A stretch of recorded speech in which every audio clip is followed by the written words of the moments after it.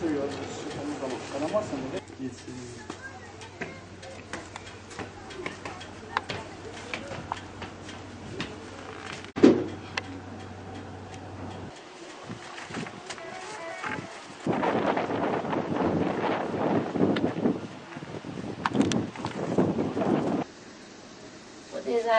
Buranın adresi. İşte bakın.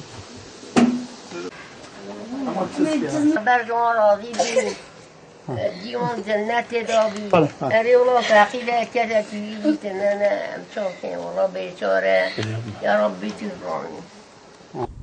Bester olarak Avrupa Yetim Der'in göndermiş olduğu paraları gıdaya çevirerek aile başı 100 TL olmak üzere yetim ailelere yardımda bulunduk.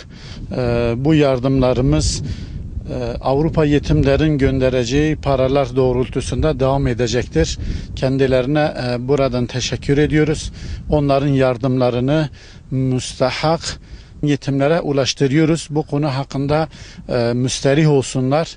Biz Müslümanız, inancımız gereği Rabbimizin her yerde hazır ve nazır olduğunu, bizleri gördüğünü biliyoruz, inanıyoruz ve hiçbir şeyin hesapsız olmadığına inandığımız için bu hesabın kıyamet gününde mutlaka verileceği düşüncesiyle en müstahak yetim ailelere bu gıdaları, bu yardımları ulaştırmaya çalışıyoruz.